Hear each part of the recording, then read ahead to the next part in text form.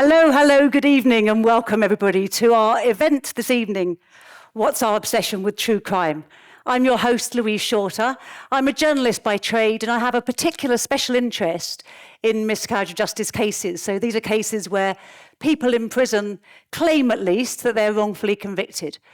But I suspect, like some of you in the audience at least, we have something in common, which is that I'm a true crime fan. I always have been. I've always liked true crime events and documentaries and films, but I've also always had a little sense of a question mark in my head about whether or not it's okay to like it and to enjoy it as much as I do, or to gobble up that content as much as I do. So we're going to have an hour and a half now where we're going to have our panel on and we're going to talk about all the true crime we love and we've enjoyed, but also to think about whether it's okay to enjoy it as we do and whether we could be doing it differently, particularly where victims are concerned. And then we're going to have a section at the end where we can get some questions from you. So please start thinking of those now. So I hope you will put your hands together as we get our panel on. We have Gemma Whelan, Richard McMann, Mark Williams-Thomas and Dr. Coltan Scrivner.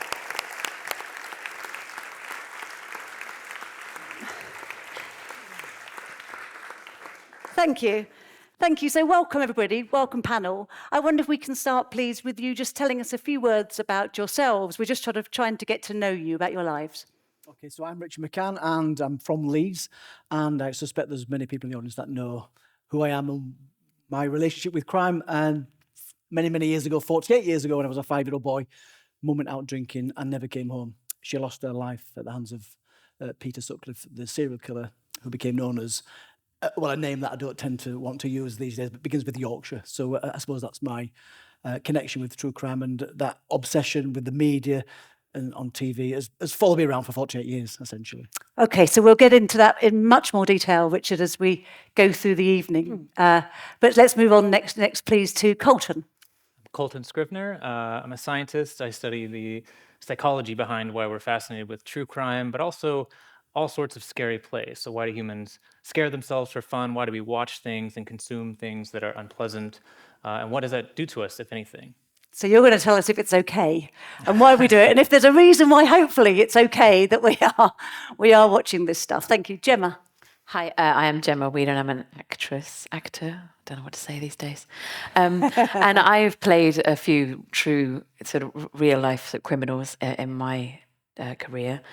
And I'm also a huge fan of true crime. And I really hope you do tell us it's okay, because I consume it daily. Mark. So my name is Mark Williams-Thomas. I'm a former police detective turned investigative reporter, and I now cover some of the biggest stories. I've had the opportunity to be involved in those cases that massively make impact in terms of news. And obviously, I was a person involved in Jimmy Savile, Oscar Pistorius, so Jeremy Bamber, which I think we're going to talk about tonight, aren't we? Very good. So, Gemma, if I could start with you, please. You've played people involved with true crime stories from every side. So you've played a victim's side with Anne Whelan in the Jeremy Bamber case. You've played a detective, currently playing a detective in The Tower, which is on ITV just now.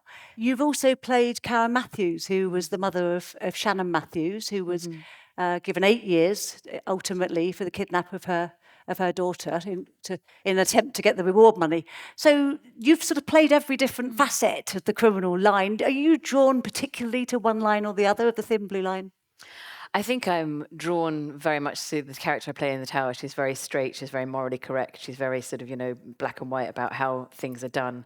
However, what does fascinate me is the psychology of the people I've played in terms of the criminals, in terms of what motivated them, in terms of the rounder picture, in terms of like what came before to cause that event. And what it was about Anne Eaton, who, the cousin of Jeremy Bamber, who really sort of, kept pushing because she knew it was him and she knew something wasn't right. And her drive, I really relate to her drive, I suppose. And with Karen Matthews, I suppose I related to a vulnerability. I know I might be sort of harshly judged for that. We can go into it in more detail, but I feel like with the Moore side, the story that was told certainly didn't, condone it, but it did show a woman who was, I don't know, given an opportunity in terms of some attention from the press, so she thought she would sort of push things in that way, but also that she just was so forgotten in terms of society, in terms of education, in terms of where she lay on the spectrum, that she, I believe, made a decision based on the fact that that's a really good idea. We can get some reward money. Why don't we just pretend to kidnap her? No one's going to get hurt. And everyone wins, was probably a very, very rudimentary version of events. And so I sort of recognized a vulnerability, and while in no way was it okay what she did, it was really nice to explore those really sort of darker tunnels of it and to understand the human psychology of what makes someone do that. And then when they get recognized and they get something, they keep pushing it, and her behavior was so extraordinary. If you know, some of the stuff we didn't show in the TV show, so extraordinary that it sort of, you know, it was confounding. It's a beggar's belief, and that was what really drew me to that. So yeah, just understanding every aspect of it. But really, I'm a very good girl. So you say. We'll find out. So with the Anne Eden character in Jeremy Bamber you touched on there. Jeremy Bamber, of course, I'm sure people will know, but he's convicted of murdering 5 members of his own family. It's remains a very controversial case, given a whole life sentence. And the character you played was somebody who started to question the police acceptance that actually it wasn't the murder was one of the family members, was the sister who was still in the house. When you are playing characters who are true real people, is it important to you to have their permission?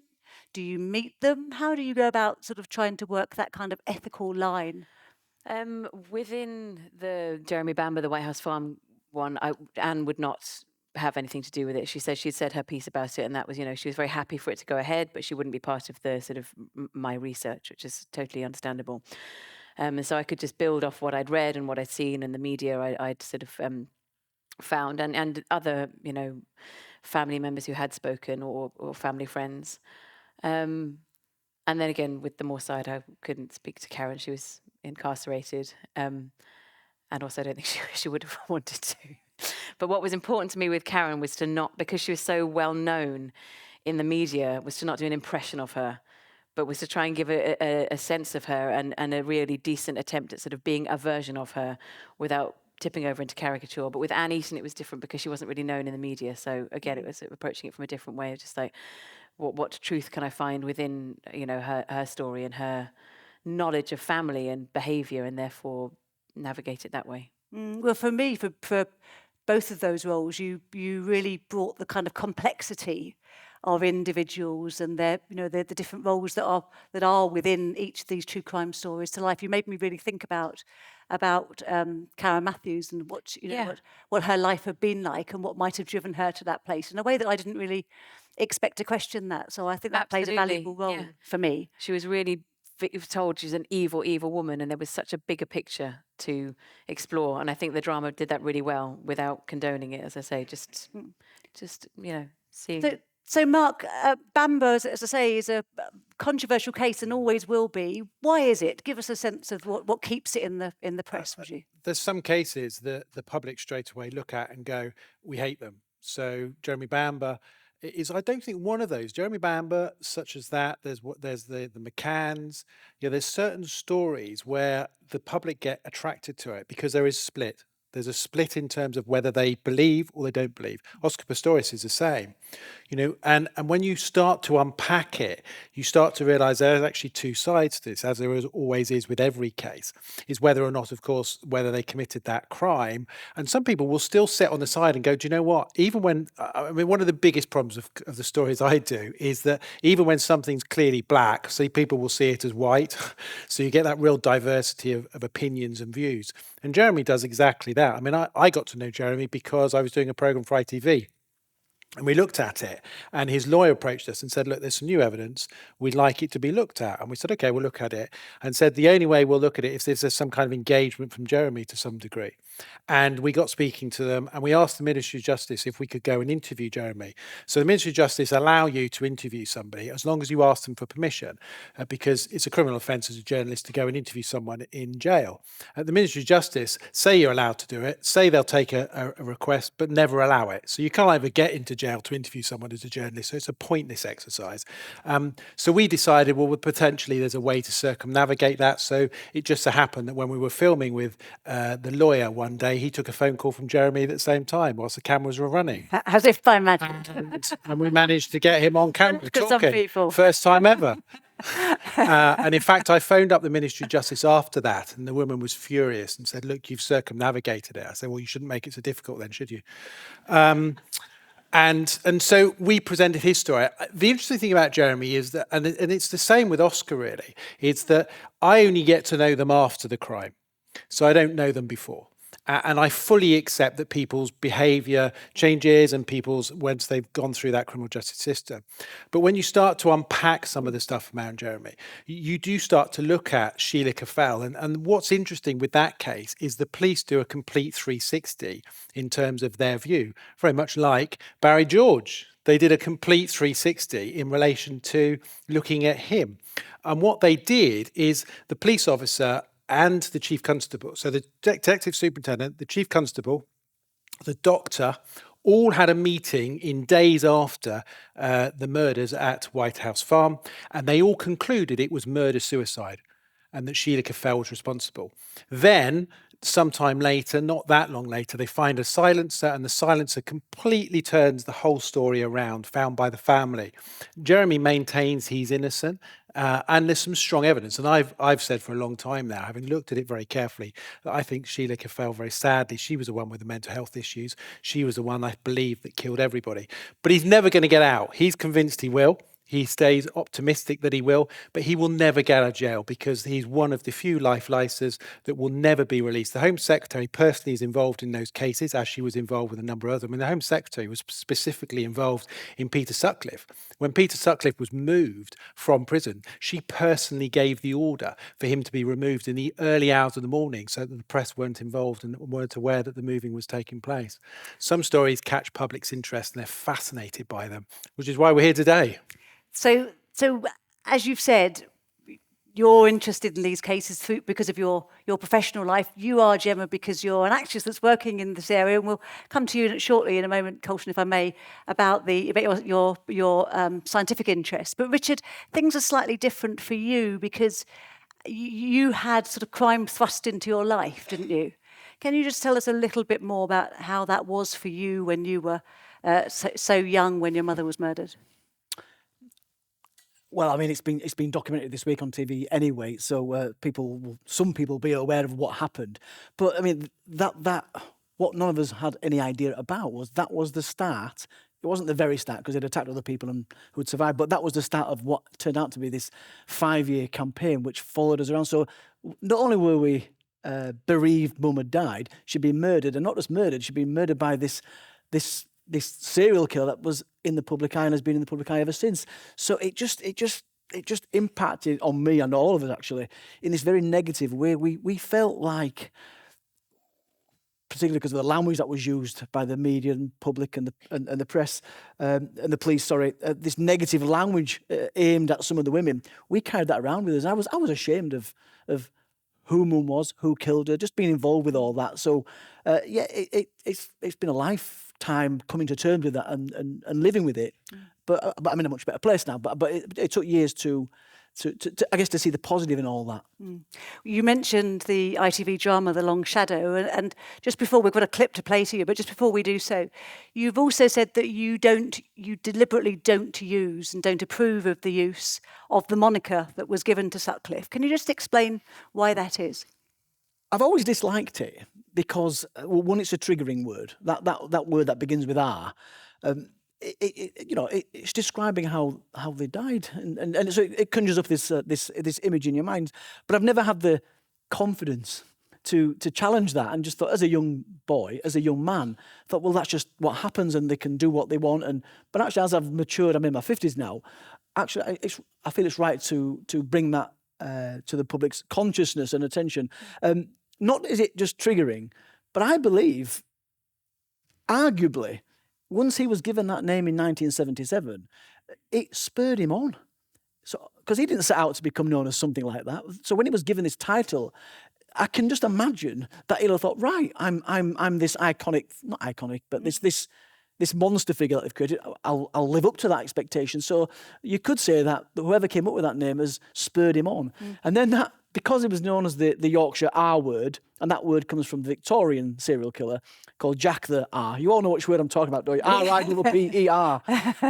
So Humble was inspired by that name. So he took the letters that were written all those 100 years ago, and he modelled his letters, which he sent to the police to become a hoaxer, to goad them. He was inspired by that, what took place all those 100 odd years ago. Right. Had he not been called the Yorkshire R, maybe he might not have killed as many women, and maybe John Humble might not have derailed the investigation. This is the man who phoned in with the hoax call. So all these things are kind of interlinked, and so and also if you think about Stephen Griffiths in Bradford, I don't know if you're aware of him, but he killed 3 women. He was arrested and we went to court. When the judge asked for him to read out his name, he didn't say, "My name's Stephen Griffiths." He said, "My name's the Crossbow." I won't say the second word, but it begins with C. So he wanted to have one of those names so he wanted the notoriety that Peter Sutcliffe had. Yes. A book about Peter Sutcliffe was found in his flat when he was arrested. So I do think we have to, and I've been going on about this all week, we have to question the only person that moniker or these monikers serve is the perpetrator, or increased sales of newspapers. Well, I've worked in journalism and criminal justice cases for too long, more 25 years plus now, and I don't think, until speaking to you, I've never actually questioned before whether it's right or wrong to give those sorts of names. So I'm glad you've raised it. Thank you. We've got the ITV drama is not deliberately not using that name, and is not really focusing on him, focusing much more on the people involved. So let's have a clip now, if we could please, of The Long Shadow. She'll be on the next one. Stop saying that.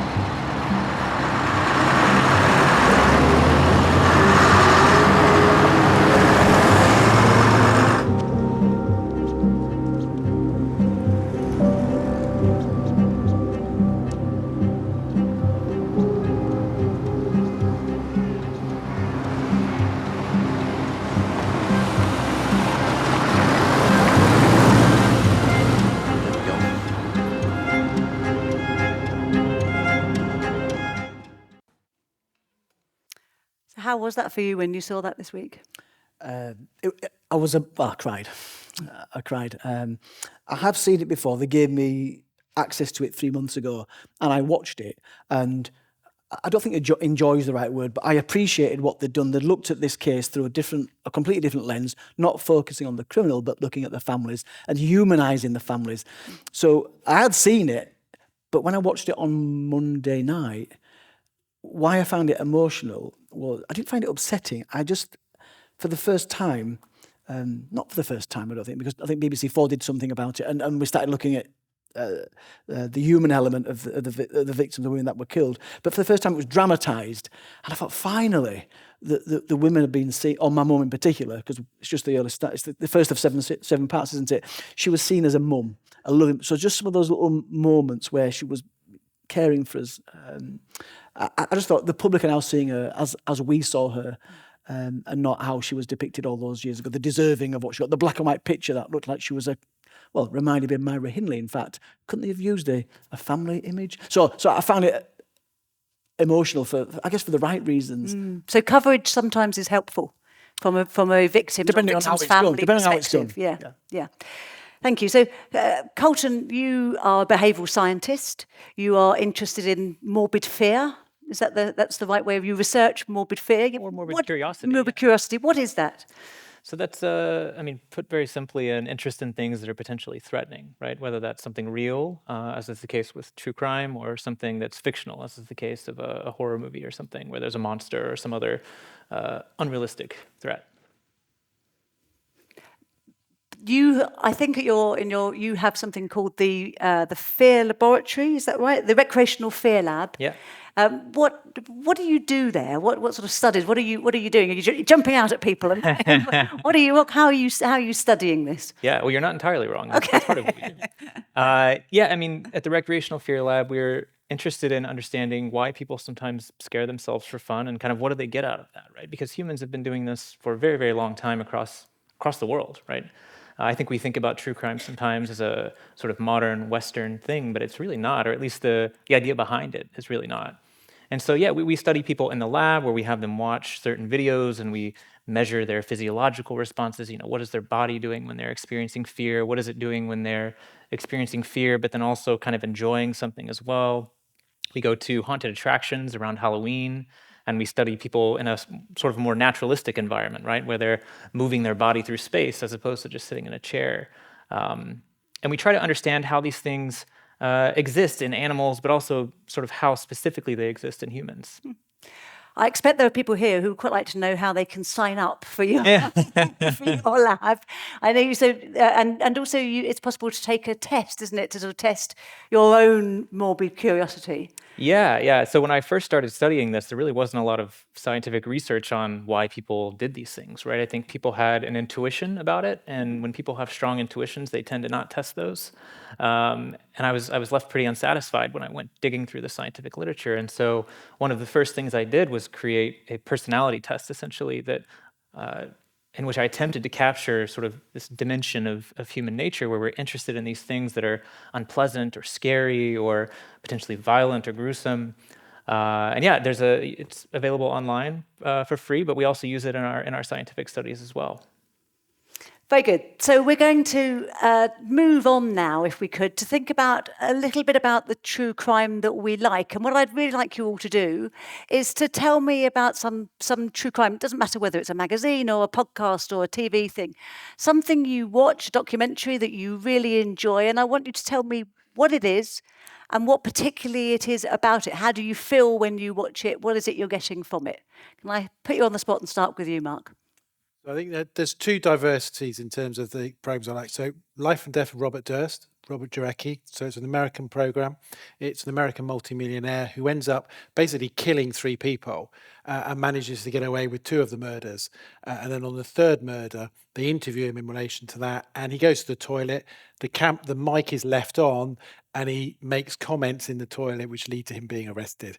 The result is he eventually, FBI, pull their fingers out, take him to court, and he's now in jail. I mean, what's astonishing is he cuts a body up and he gets away with it as being self-defense. Absolutely incredible how one manages to do that. And then the other program that I love is Line of Duty. I mean, I think it's just an amazing program.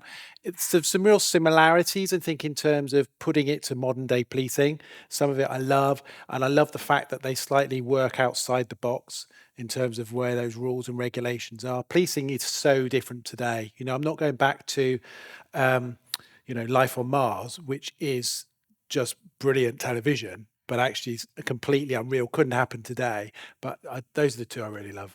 And what do you feel? What do you get from it when you're watching them? Well, the problem is a bit of a busman's holiday, isn't it? So I kind of watch it and then I start being really critical. The great thing is World Productions make Line of Duty, and I've got a really good relationship with them. So they're brilliant, and I work very closely with them.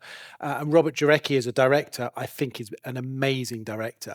So, because as well as being a reporter, I produce all my programs. So cinematically, the style, of course, that I look at is fantastic. And then, of course, my own programs as well, they're brilliant. And it's a reporter's dream, isn't it? In the Robert Durst programme you're talking about, that because the mic's been left on and they happen to capture that muttering, "I killed them all, is what he's saying, isn't he, when he's in the loo?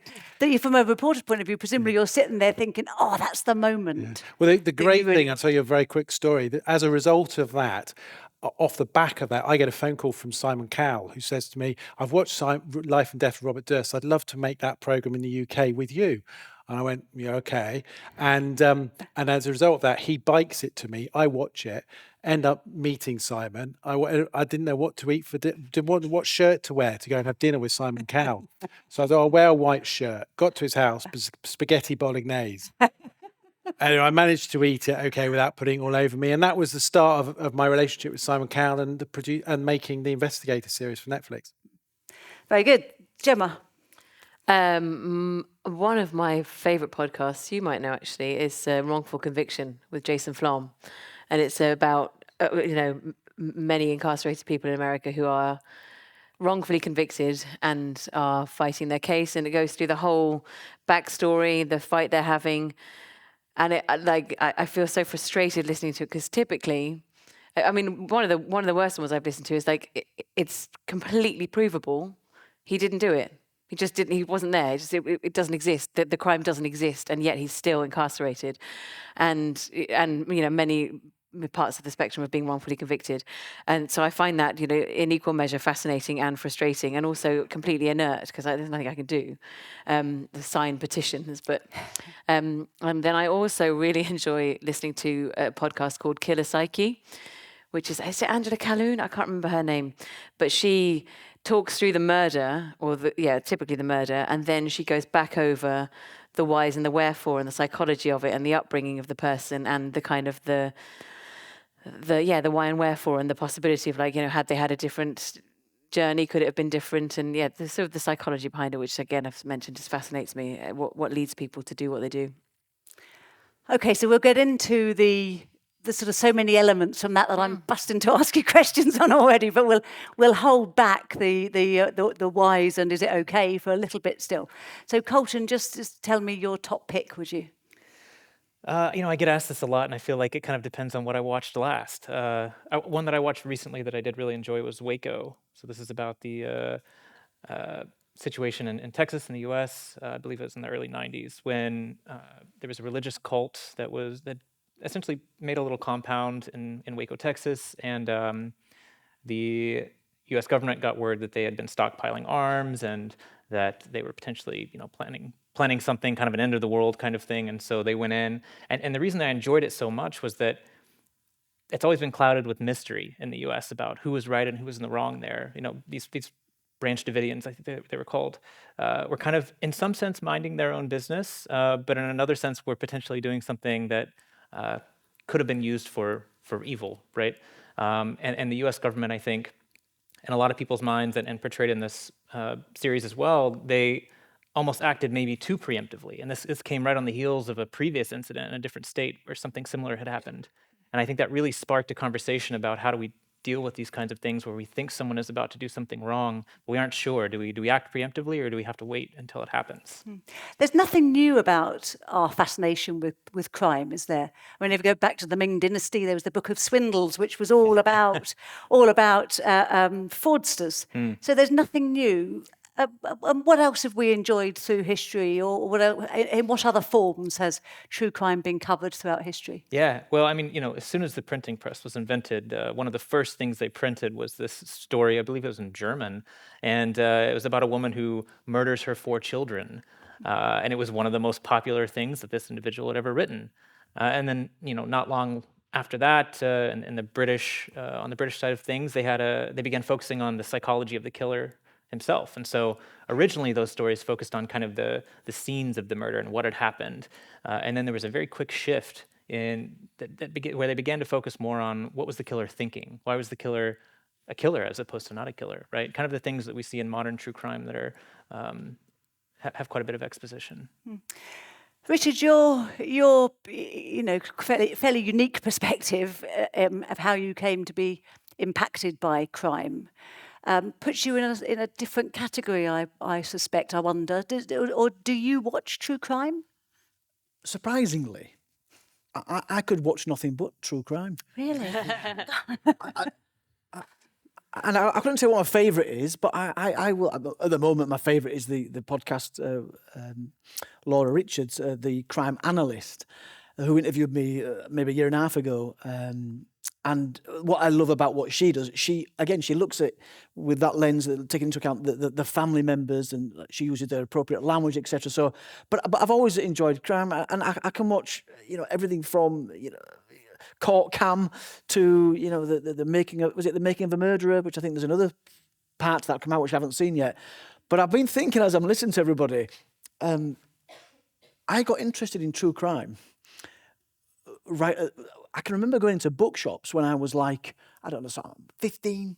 I had a milk round, so I could go into Leeds with my milk round money, and I'd go into bookshops and I'd find books about Peter Sutcliffe for two reasons. One, I'd want, because we were never able to talk about Mum, just so you know, in the house. So I could read about Mum, but then I want to read about him and find out why did he do it, and trying to understand as a young boy whether or not there was some mitigating circumstance so that it wasn't pure evil. So my interest in true crime, other than what, related to Mum's killer, was like 40 years ago. I won't say that all my life I've been fascinated by true crime. I think it's in the last few years, for whatever reason, I've maybe because it's become more popular, that I found myself watching it a lot. Well, it's a massive industry. We have TV channels dedicated to it. We have podcasts that top the popularity charts. There's always the true crime ones, which are right up there. And we have a particular fascination, don't we, for serial killers, and particularly for where the victims are female, and the true crime fans very often are female, and yet the crime that we seem to really want to watch the most is about female victims. Whereas if you really look at the statistics around who victims are, it's not likely to be female in homicide cases. 72% of people who are murdered are men. And the women that are killed, they are not likely to be killed by a stranger. They're more likely to be killed by somebody who's known to them. And yet that's the kind of a level of crime, the type of crime that we're drawn to, isn't it? Why is that? What's going on there, Coltan?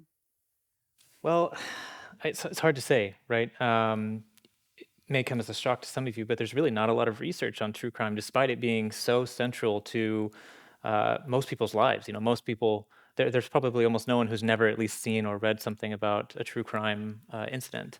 But I think part of what's going on is, we're very interested in premeditated aggression and people who plan their aggression, right? And it's something kind of unique to humans. Other animals mostly react in kind of a reactively aggressive manner. They respond in the moment. And humans have developed this ability to kind of plot and plan. And because of that, it's really hard to predict who will be potentially dangerous. If someone is large and strong and has a short temper, you can kind of predict that they might be dangerous. But a lot of serial killers are not like that. A lot of them are more camouflaged, I think, amongst the crowd. And the only way to learn about someone who is hiding their true intentions is to read stories or consume stories about their actions after the fact. And I think that really drives a lot of the interest in true crime, and why it focuses on the killer many times. There's another discussion maybe to be had there, but I think one of the reasons that happens is because that's the kind of information we feel is critical, right? Not because we side with them or we think they might be innocent necessarily, but just because that's the information that is being hidden, is their true intentions. So as a viewer, we are trying to understand what they've done.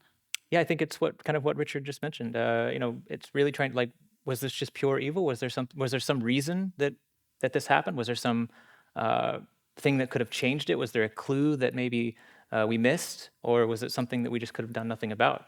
So we're trying to prepare in some sense. As you're talking there, and there's another side to this. For me personally, it might be the same for everybody else. When you watch something dramatized or in a documentary, I think there's a bit of, is the right word pleasure? I don't know. I get some satisfaction from seeing the perpetrator brought to book. Sure. So there's something about that as well. And I think if it's left undecided, it's not complete. So I take something from the resolution of that criminal, and also justice being served. There's something good to experience that, to see that. Certainly the sort of programmes that I've always enjoyed most and was inspired by when I was a teenager was the Rough Justice programme on BBC television, which I grew up as a teenager watching and then was lucky enough to go and work for. And the reason I loved that so much was because it seemed as if the case was all sewn up and everybody knew precisely what had happened. And actually then it took a bunch of journalists to come along and to really pick away at that and to sort of show that actually maybe something different had happened. And that really satisfied me, I think, in terms of sort of questioning whether or not services were good enough, whether or not the investigation had been good enough, whether the latest scientific techniques had been used, whether if they hadn't been used, was that because maybe there'd been a problem with funding? Is that what's driving you, Mark, do you think, when you're doing investigations? You're trying to I mean, I think prove it? the fear of crime is greater than the reality of crime. And of course, the media set the public agenda in terms of what we follow. And we see that with big cases. So the big cases make the headlines, and rightly so, because they are rare. But of course, that then is a public perception that they are more common than what they are in reality. And certain cases are more popular than others. If a white middle-class girl goes missing, it will make the front pages. If a black inner-city boy goes missing, no one's interested. Karen Matthews is a perfect example. I covered Karen Matthews' case. It wasn't until about 4 or 5 days later, after her having gone missing, that anyone was interested. The press were not interested in it at all in the very early days. When Tia Sharp went missing, nobody was interested. I picked it up for ITV, and we got it on the front of the breakfast news, and then the story started to run. So there's some cases that massively attract the public headline. McMann is a classic example, and others don't. But that public fear, and I think what we do as journalists, we have a moral responsibility. And whenever I take a programme on, I won't do a programme for simply covering the story. It has to take it on further. And it has to take it on further because there are always victims in relation to cases. We have to do something. If we just simply retell a story, for that person that's a victim or associated with that, they're having to relive some of that. So it's always about how can we take it on further? What can we learn? What can we learn from it, either to give to the victims or learn as a society from it that takes it one step further? And I think as journalists, we have a responsibility to do that. Not everyone does. I mean, some journalists will sell their granny. But, you know, that's not the world that I live in. Total moral responsibility that we have as journalists to portray the truth and to take the story to another level. But there's, as you say, there's plenty of programming that doesn't do that. You know, that is just going to get a hit out there because they're retelling a story. I found that about Dharma, and you were saying to me before, Coltan, that you really liked the Jeffrey Dahmer programme. I did, And yeah. I really didn't want to watch it because I didn't watch it, so I'm in no position really to judge it. But I felt as if it would just be glorifying. Did it not do that? I mean, in my opinion, no. I think it's always a tricky line to kind of toe between, you know, showing, in this case, in Dahmer, they really focused on Dahmer, as the title suggests, right? It's a tricky line to toe between showing kind of all of his backstory and what his life trajectory, essentially, and then between that and actually glorifying or intentionally platforming someone like that. I think, you know, I think it's really difficult to. I don't know the answer to it. I don't know the answer to how do we make sure we don't glorify someone terrible when we tell their story. Because again, I think the intention is not to, you know, always say that they're innocent, maybe, or maybe there was some reason they did it. But the kind of information that people are interested in are, you know, is their background, it is their life, it is why they did what they did, right? And I think it's easy for us to forget because we're so enmeshed in this world that there are lots of people who haven't heard the full story. There are plenty of people who watch Dahmer, and that's the first time that they'd ever actually known anything about the story, right? Maybe they'd heard his name before, but they didn't know anything about the killings or anything about what had happened. And so I certainly understand what Mark is saying about just retelling the stories, but I think it's easy for us to forget that not everyone knows those stories as well as we do. But why? But how does it help us by knowing those stories? Well, I don't know. In some cases, it may not, right? But I think that you know, these are stories that have a lot of things in common with a lot of true crime stories follow kind of a similar trajectory, you know, and I think at least in our minds we perceive that as the kind of consistent information that we can act on or we can know something about. Like, for example, in your work with justice that's mishandled, there's probably a lot of commonality in how that happens, and you kind of learn those common features. And I think we do something similar with true crime. Gemma, if you were offered, I'm trying to think of the grimmest role you could possibly be offered, but is there a role you wouldn't take? Do you consider it in that kind of way as an actress, or is it not about? Is it not that kind of ethical question for you? Controversially, recently, the Lucy Letby case. a few people were writing on Twitter, Gemma Whelan, perfect for this when it's dramatised, and I wouldn't touch it. I wouldn't touch it. I feel like that would be beyond difficult for any victims. I feel emotional about it now. Maybe it's 'cause I'm a mother, but that's a story that doesn't need telling, doesn't need dramatising, doesn't need bringing to the fore in any way for those poor parents. And I just that would be something I would not ever go near. And I hope no one ever does make a drama out of it. I think that would just be utterly criminal in its own way. So yeah, that would be certainly one that I wouldn't It's touch. interesting that you've raised that particular case. I saw on Twitter earlier that there's a podcast called Red Handed, which has a huge following, absolutely mega enormous. And they won an award last night. They won the British Podcast Awards Listener's Choice. And I looked to see, just to sort of trawl through the podcast they'd done. And there were complaints about the Lucy Letby episode. And one person had written that the episode started with laughter and ended with a joke about dead babies and how it was really appalling and they just couldn't, listen to the podcast anymore. And yet they won an award last night Wow. from listeners. That's shocking. Isn't that a strange Utterly pull that's shocking, going yeah. on between Yeah. those two things? What wins? I don't know who to put this question to, but what wins? Because presumably something like that will keep getting made all the time. It's getting such high Well, someone needs listenership. to call them out, and I'll call them out. Yeah. Someone needs to call them out. I haven't seen that, but I will go and watch that now. And if they've done that, this is why people end up getting away with it for so long. If people come out and say things that are unacceptable, then we need to call them out. We need to stand up and be responsible for that. So if they've got that, then we should make an issue out of that. That's utterly unacceptable. There are victims out there. There are people who have suffered as a result of that. If they're laughing on their show, then they certainly don't deserve an award. We've moved quite neatly towards this sort of, very important aspect around how victims are considered and sort of factored into all of this. Richard, can you, just before we sort of really dig into that, can you tell us about the impact that there was a magazine that published a story about your mum when you were quite a young man, when you were, I think, in the army, and you read a story. Just tell us about that and the impact on you, would you? Well, I never read the story. Somebody else read the story. Well, what happened? And by the way, when Sutcliffe was arrested, we felt, me and my sister particularly, that that's it, that's the end of it. Because Mum was the first, we had 5 years of these headlines and this photograph and all the rest of it. So we naively thought that'll be the end of it. And sadly, it wasn't, because it went on and on and on. But what I did is I moved away from Leeds and away from, I guess, everybody that was close to me knowing about it, and I joined the army, went out to Germany, West Germany as it was back then, and I actually told a lie because I was so ashamed because of the language that was used. I said that Mum died in a car accident, and I got away with that little white lie until Marshall Cavendish published a magazine series, which some of you may have watched or read, the Murder Casebook series, and on the cover of edition number 1 was Peter Sutcliffe. Not that they called it that, they used the moniker on the front page. Somebody brought that magazine back to the regiment and said, Richard, this is you, isn't it? It mentions Richard and Sonia, then you had a sister called Sonia, and it was obviiously it was me.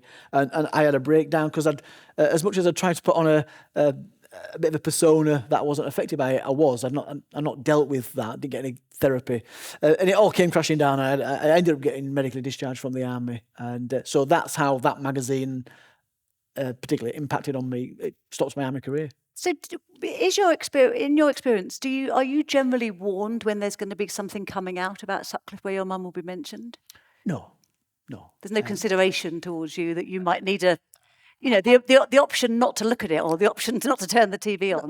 That's not accurate, actually, because over the years, since I suppose went public and wrote my book 18 years ago, I am somebody that people know how to get hold of me now. So over the years, I've either been involved in one of the documentaries, Netflix or whoever, or I might get spoken to about them. So actually, I am consulted about those things. Mm-hmm. I was thinking about other things that, like Peter sort of getting moved and those kind of things. I would ever be notified about those. I'd read about that in the paper. Right.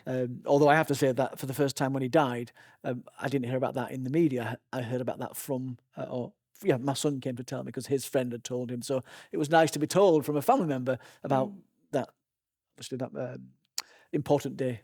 But that must, when it's such a high-profile case as Sutcliffe is, you must sort of almost be on edge every day then bracing yourself that something might be out there, or there might be a different angle or I something? can't say that I've embraced myself for the next mention, but I've just had a whole life of it where you're sat there doing nothing. You're watching some TV program and they'll just throw it in. It might be some crime program, and they're reading a book about Peter Sutcliffe, although they won't use that name. They'll use the other thing. So, or you know, something will just happen.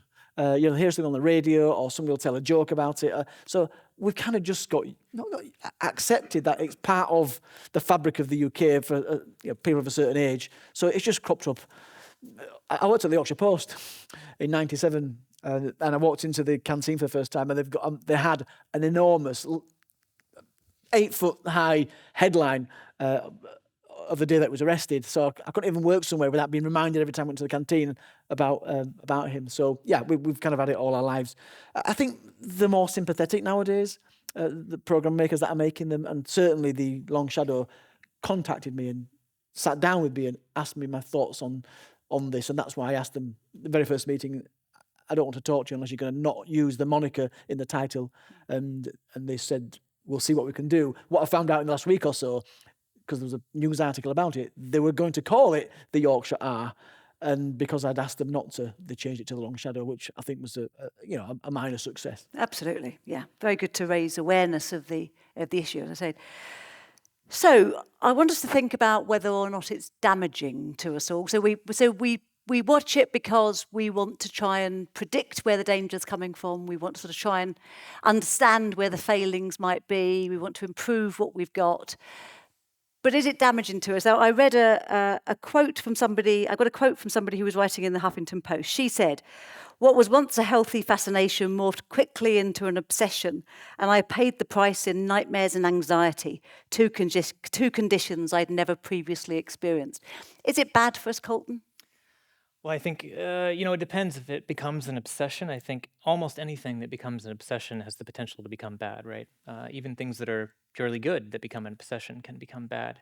But I think the curiosity that people have about dangerous people around us itself is not pathological. It's not going to warp your mind. Now, people are certainly vary when it comes to how afraid they might be of this kind of thing. So if they watch it and they have nightmares, it's probably not good for you to watch true crime then if it's going to give you nightmares.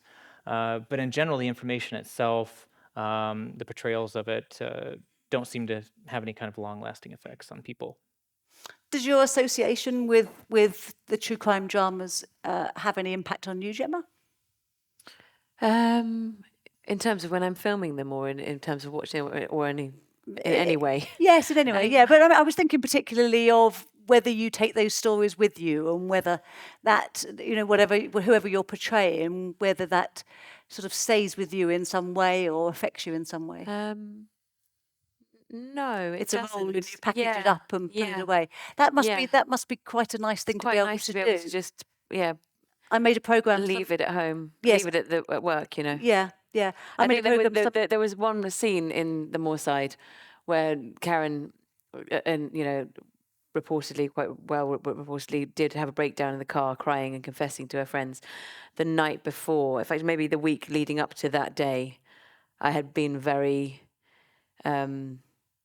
aware that was coming up and that I had to really bring something that day, and so that weighed heavy. But it was more a responsibility to the show and the role and and my doing my job well, or how I wanted to do it. That's sort of the way that I would have it at home, would be like in anticipation of performing in a way that would be believable and truthful and raise the story in some way. But no, once that was done, I was just very relieved. I cried. Yes, I can imagine.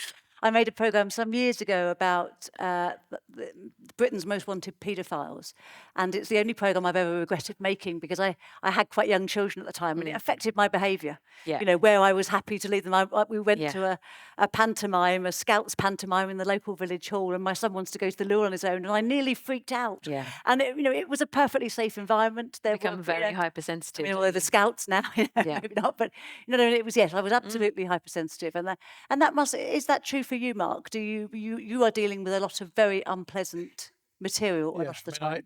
mean, I've dealt with the worst. I'm a former police officer, so I've seen the worst of the worst. You know, I've seen horrific things that nobody would want to choose to see. And of course, now I'm in a very different world. I live in a world now where I meet some incredible people, but I also deal with the depths of depravity and individuals who have not only committed that, but also who are victims of it. And of course, it has an impact. You know, I care. I care massively about what I do. I'm passionate about what I do. You know, over the years, people used to say, well, you know, you watch child abuse images. I've seen the worst in my process during my course of my career. And, you know, I've often heard people say, yeah, you get used to it. No, you don't. You never get used to it. You know, the day you get used to it, you give up what you're doing. You know, it has an impact on you. Of course it does. And I've probably only realized that over the last, you know, 4 or 5 years, where actually I've realized that I live in a pretty dark world, you know, the things that I do. So I have to make sure that, you know, mentally wise, I had a breakdown, you know, 3 years or so ago through what was going on in my life, and no doubt through what I've seen over the years. So I'm very aware of that now. But the problem is, everything I take on to succeed. You know, I'm an utter rubbish loser. You know, even I can't play a card game and I get so annoyed if I lose a card game. And so it's about winning all the time for me. You know, so when I take on a case, I have to succeed. I have to do that. So I will put absolutely everything into it. And yeah, so that does have a big impact. I think it's really difficult when you live in that type of world. And I live in the worst type of world because it's people who have done some horrific things. And you take on the responsibility for those people. You know, I often say when I start working with people, I say, you know, let me take that responsibility on you. Let me be your shoulders for you. And often they're having to relive it, particularly if they're living through something that they're having to try and get some justice on. But the highs are massive. You know, as my job, the highs are stratospheric, but so are the lows. Richard, you said that in an interview I read about you, you said that writing your book about a boy was really liberating for you. In what way was it? Just a Boy was well. I was always like I lied about Mum's death. Went to the army. I was always ashamed and embarrassed about my past, so it was something I brushed under the carpet. Only very few people got to know about that. When I started having relationships, I didn't tell them, and then eventually I would, and then they'd leave me. And I finally decided to write that book on the back of a crime, actually, because my sister stabbed a boyfriend in self-defense. They dropped the charges, but anyway, that motivated me to write the story so that the world could see, that I could see the relationship between what happened to Mum, not getting the support afterwards, then my dad's violence, and all of it. And so I wanted the world to know what we'd all been through, and what I didn't. Did I expect it? What I got after that was this, I guess, this outpouring of, let's just say, love, to keep it simple, of people being compassionate about us, about Mum, about what we've been through. So that's how it liberated me. What do you think the media does badly? What lessons should program makers and content creators learn, do you think, when we're trying to do this stuff as well as we can? Oh, so, I mean, we could have a whole session on that, I think. What should give me your top ask of producers? Sometimes some of the language is victim blaming, using those monikers that might trigger people. You know, just being a bit more holistic in the way that they write the articles. And I've had calls at midnight from the media asking for comments. That's inappropriate. So I just think coming from a more holistic kind of point of view would be helpful. Your comments right at the very start, Gemma, about Cara Matthews and understanding that whole person, I think sort of plays into this, doesn't it, really, of understanding the whole picture, you know, rather than just taking from it the one thing that somebody needs. Yeah. Okay, we are going to come towards the end of our session, and then we're going to come to the audience to see what questions you have. But we'll just finish up then, if we can. Is there something you're working on, Mark, or you've got your sights on that's coming up that somebody else is doing that you can tell us about in the true crime world? Yeah, I live in this weird world that everything I work on, I can't talk about. So I'm working on something that's really big. It's a big access story. And yeah, I've been working on it for a short period, well, for quite a while actually now. It's pretty amazing. But I can't tell you about it. Well, watch this space. That either means it's really amazing or there's nothing, actually. It's a great access story anyway. It's a great access. So one of the things I love doing is getting to people whose lives have been impacted by crime, either as a result of being an offender or being accused as an offender or being a victim. And trying to get them justice. Police do a really good job. Often people say, yeah, but you criticise the police. I do criticise the police because they get it wrong, right? And when they get it wrong, they should be held to account, as in any organisation should. But up and down the country, there are amazing police officers who do brilliant job catching people. And I think one of the great things that television portrays what we as audience want to see. They want to see the criminal, the offender caught and brought to justice. And what I love to see now, the misogyny that existed in the 1980s, particularly around Peter Sutcliffe, the misogyny there. If you were a woman in the police service there, you made cups of teas and you looked after child victims, that was it. It's brilliant now to start seeing senior officers within the police forces now who are women. And I think that is fantastic. And television now starting to portray them better, which is really, really good, because there has to be that balance across it. The police service has changed massively. It still has misogyny. We saw that with Sarah Everard. Some of the stuff that came out of that was shocking.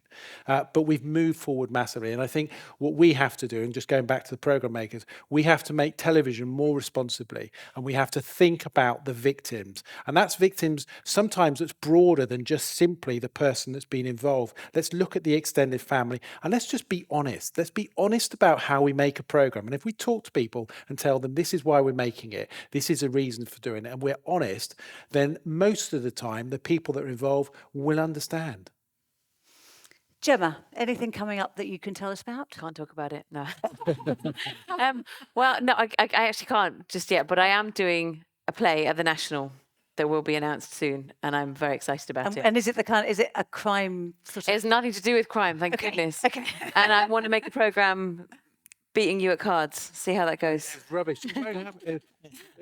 And I just finished filming the 3rd series of The Tower, which is great. Where you can play a very straight, very good cop. Yeah. Good. Coltan, any work coming up that we should be interested in? I've got a few studies coming up on the fascination with true crime, because as I mentioned earlier, there's really not much out there on it. And I've got, of course, my book coming out next year, in which I lay out, among many things, a sort of theory for why people are fascinated with true crime that I think differs from some of the existing work out there. Very good. Richard, you are a prolific speaker. Actually, there is one thing I wanted to, I'm going to just very, very quickly. I was interested in how you are a great advocate for victims, because you are also a content creator yourself, aren't you? In that you've written a book, you do talk about 4 these books, issues. written 4 books. 4 books. So how do you walk that line of being able to say what you want to without upsetting other people? Well, I'm talking, typically, I'm helping people deal with change. I'm looking at mindset. So I just share my story. I give them a trigger warning, so in case anybody's triggered by that. And people tend to appreciate and be inspired by, what I'm sharing and how I've got through that. I can't tell how many people have come up to me and said, I heard that 14 years ago in school, and you don't know how you helped me. I've lost count of that. And as far as new work that I'm doing, I've created a resilience program that I'm rolling out in schools. So you know what? There's one little final thing that we've got going on, and that is, and it's here in Leeds, there's a memorial being created for the women that died at the hands of Peter Sutcliffe, and we'll be able to announce more about that as it unfolds. So that's, I think, almost a final thing that needs to be done. We've got the public apology from the West Yorkshire Police for language that was used. I think this memorial is probably the final thing, and then that's it. I'm shocked that there isn't one already. Well, we're working on that now.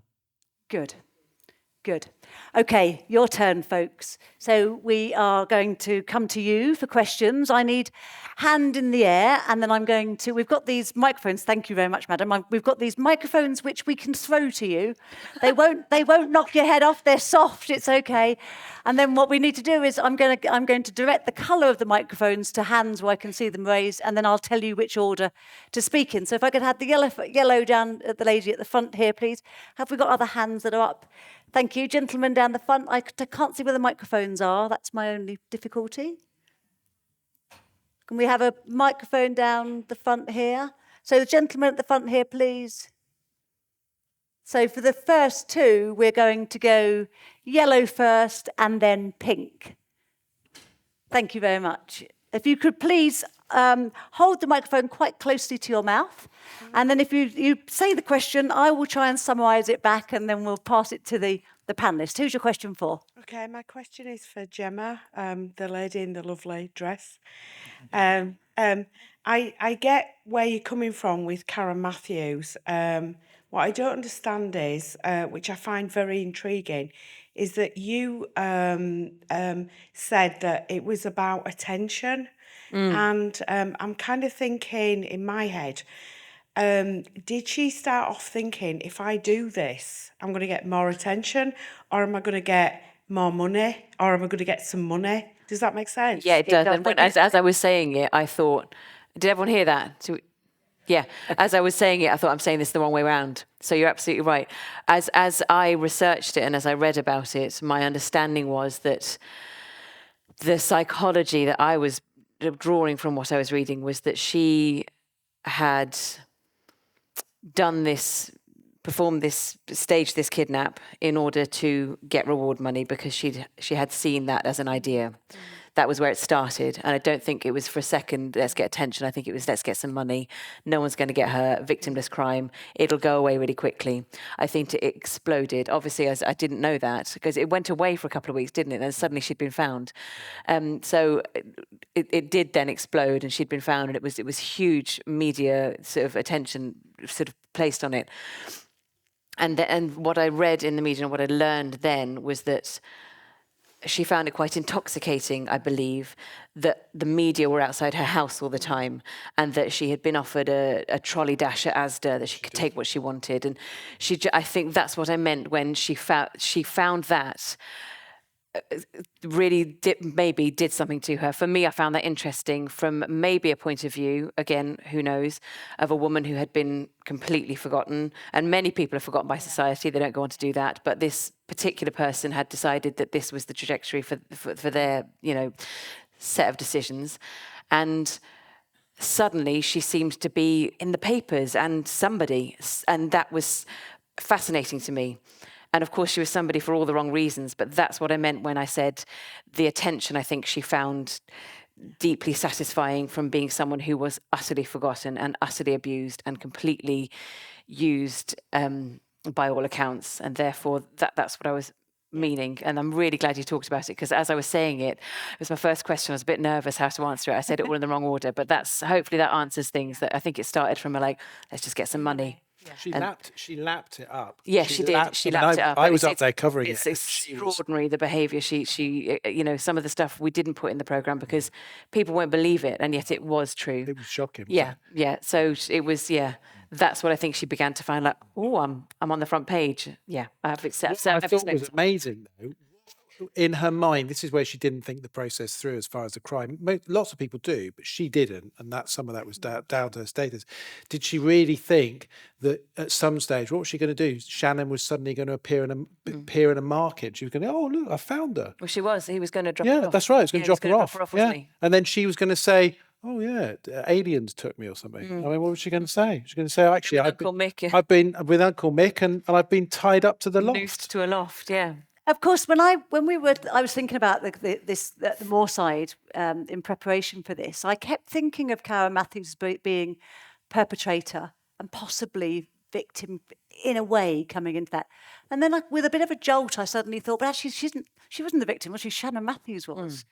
And I suppose that's the difficulty too with dramatising stuff like that. In that who knows if Shannon Matthews watched it and what she thought of it and what her take was. It's a complex area, isn't it, when you're sort of looking at the ethics around that. Okay, so I think we have a gentleman down front who is on pink. And if I could just say before you answer the question, I would like the opportunity just to repeat the question back for the benefit of our signers. I'm so sorry. Not at all. Sorry. Not at all. Yeah. Gentleman on pink. I was just thinking about timeliness. And particularly dramatic adaptations of true crime, and what the responsibilities are, or how appropriate it is for a drama to appear sort of 1-2 years after the fact, or 40 years after the fact. I'm not really sure who to direct the question at. Maybe Richard. Because I guess the more time that's passed, the more information comes to light. and the more maybe holistic, to take your word, to sort of, or the drama will be. How important is that sort of the timing? Thank you. So the question is around timeliness of particularly of dramatisations. Is there an issue with having a drama 2 years after the event or 40 years later? What are the issues? Richard, what do you think? Well, I mean, it's 48 years since Mum died, and I think enough time has passed for that, not to affect us. But actually, I think it's a very long time. I wish that would have been made sooner, because I think what's important is, what are they trying to do with that dramatisation, and to see it through the lens, like a feminist view of the lens, to point out the misogyny which we're going to see in the next few episodes. I think, because of their agenda, shall we say, I'd like that to have been done sooner. But I do take your point. I mean, in many cases, I imagine that within a couple of years of it might be too soon, depending on what it is that's been dramatised. I saw an interview with you 3 years ago, was it, when Sutcliffe died?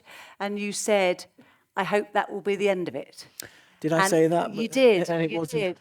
And I did say that, you're right. You did. And I thought, when I watched it, I thought, that's terrible then, isn't it, that actually things are still being made. But what you've told us tonight is, if it's done in the right way, it's very helpful. Absolutely. And it was obvious right from the start that they were coming from this from a different angle. They were looking at the victims, those affected by it. And for that reason, I'm glad, and that's why I cried on Monday night. I cried because finally Mum was seen in the way that I saw her, and that all of them deserve to be seen as human beings deserving a life. Absolutely. Sorry. Do we have another question, please? There's a. I don't know what colour the mic is. There's a lady halfway back with a white shirt. Thank you. Can you put your hand up, please? That's it. Yeah. Go, give us a big, strong wave. And is there another one we can get a mic to somebody? A gentleman right at the very front here. Thank you, sir. Okay, so we have a lady on pink.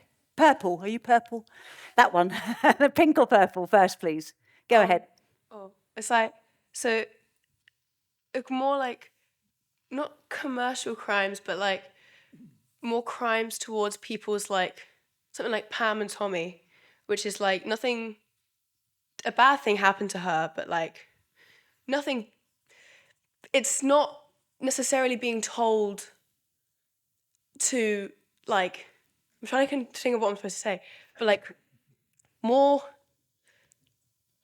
personal crimes that are more between two people and the way that they're treated.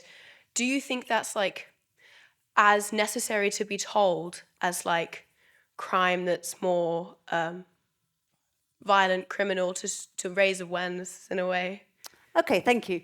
So we had the example of Pam and Tommy, and the question really is whether or not that sort of behaviour should be on television or dealt with in true crime, rather than the sort of really big high-profile crime. Have I got the right gist of it? Thank you. Mark, will you have a go? I mean, there has to be a hook.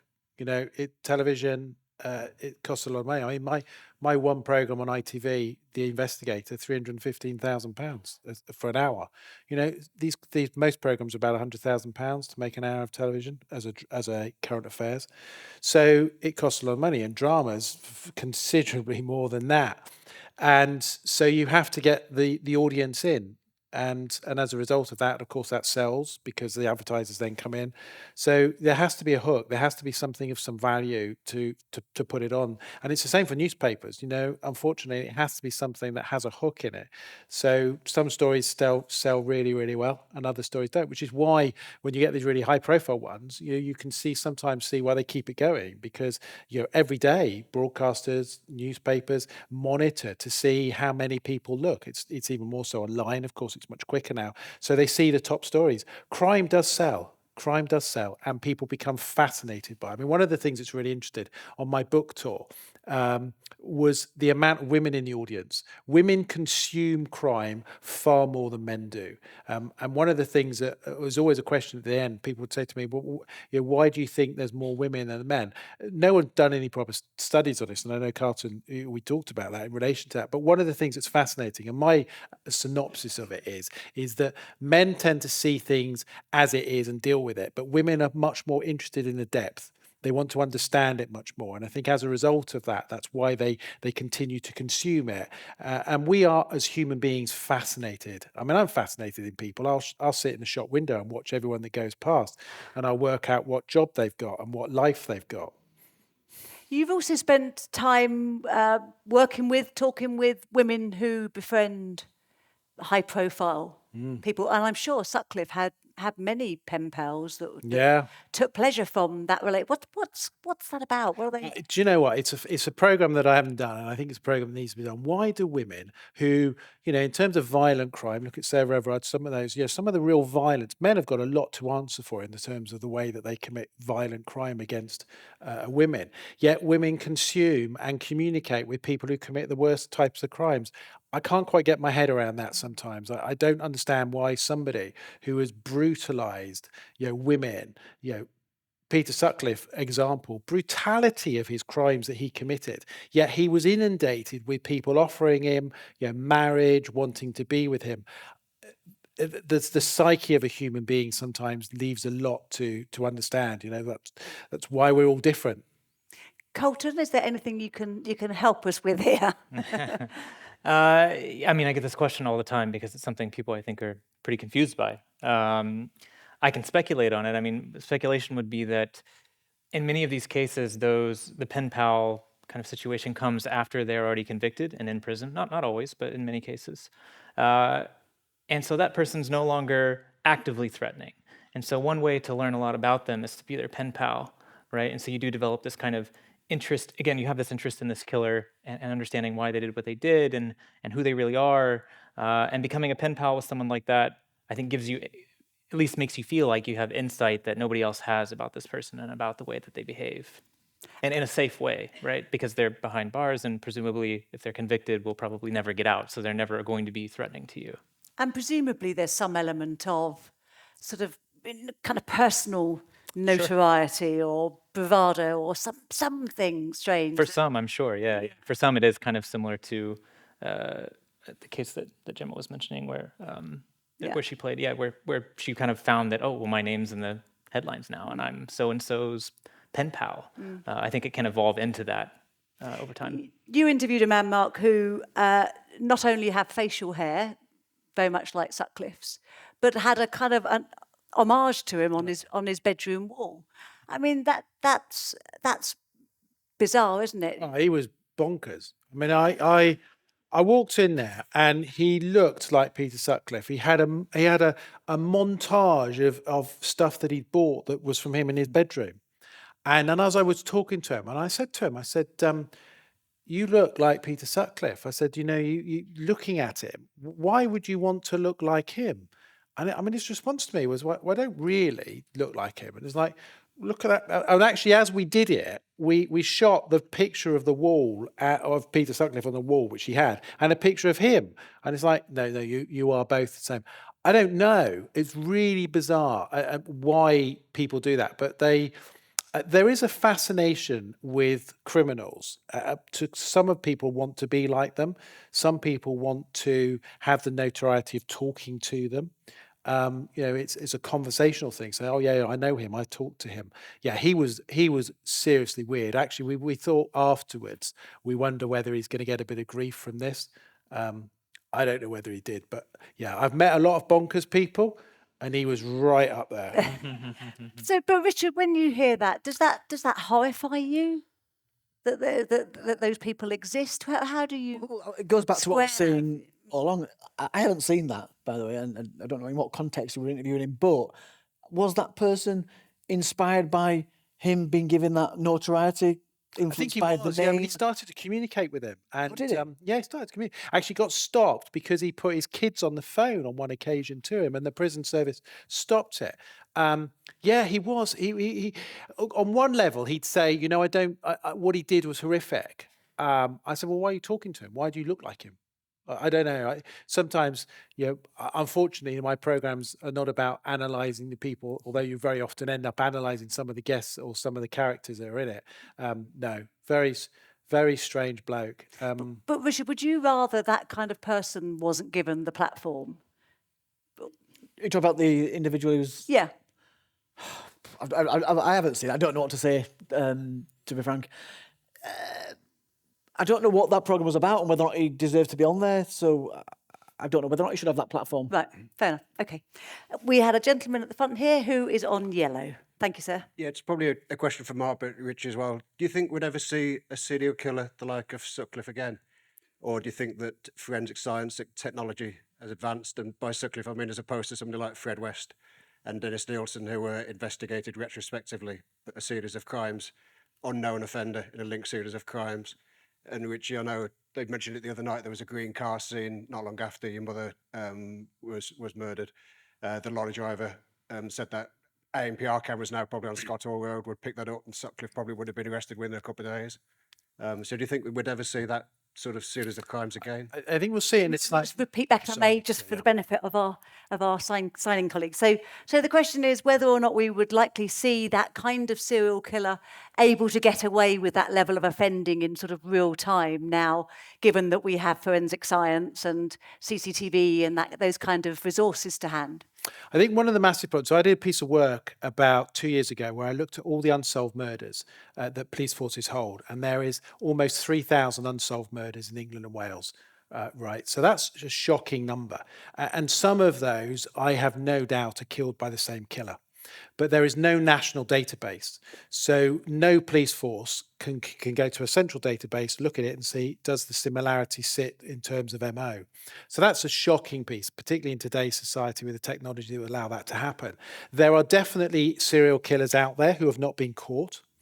Are there serial killers who are operating in the same way as Peter Sutcliffe, Angus Sinclair, Tobin, and people like that? No. And that is because policing today is so very different. You know, the policing that existed in the West Yorkshire not only was at large times utterly incompetent, misogynistic, and prevented the criminals Peter Sutcliffe being caught. Don't forget, he was interviewed 9 times and actually was identified by a police officer who said, you know, this is a guy you need to be interviewing, and was told by the senior investigating officer, who was a gruff alcoholic, who basically said, well, you say that again and you're going to be stacking shelves in the supermarket. So policing has changed massively, and I think technology has changed, and it's helped policing so much more. I mean, CCTV exists now, DNA is on a level that wasn't in those days, joined up policing between police forces is much better. So no, there are killers out there, and what we'll see with serial killers, to be a serial killer you have to kill 3 or more people over a space of 30 days. So there will be people out there who have killed, and there'll be people who kill 3 people who'll become serial killers, but they'll be really tight in times. There won't be the big separation that existed in the types like Peter Sutcliffe, by Tobin, Angus Sinclair, and other serial killers like that. Do you have anything to add, Richard? No, I agree with you. I can't see the likes of Peter Sutcliffe and what he did being replicated because of the advances. However, there are still some horrible people out there. If you think about the Letby case, who are going to go out there and kill multiple people. So I think that's all we need to say of you. Thank you. Do we have another question, please? Is there anybody? I've realised I've been ignoring people. This lady with the ginger hair there, she was the first hand up and she's been missed. Sorry. So the lady down the front here, thank you. That's it. You can throw that back if you like. Apparently you can do that. We all want to see you throw it. We want to see you throw it. And then if I could just... That's the whole point. Is there anybody up in the top here that I... Thank you. There's a person... Have to throw it up there. Wonderful. Oh, okay. What colour have you, Madam Pink. Lady with the pink? So we're going first on pink, please. Hi, can you hear me okay? Yeah. So my question, sorry, can you hold on? Thank you. My question is sort of aimed at Richard and Coltan, is it? So this sort of ritual of like almost mythologizing these killers, why do we do that? And sort of, you said, Richard, that it could potentially impact the crimes that they commit and push them on. How can we do it responsibly, I guess? Well, I've been asking for this, and it's a very... I think it's a reasonable thing to ask. Can we just not, as a society, and the media in particular, can we not just stop doing it? It's as simple as that. I've been asked... One of the more serious papers that interviewed me last week, I said, please do not put the moniker in the title, in the headline. They ignored me. So... is it not too much? If somebody said there's a drama based on the crimes of Peter Sutcliffe, we would know who it was. I think the reason they do it goes back to what you said. It sells more papers.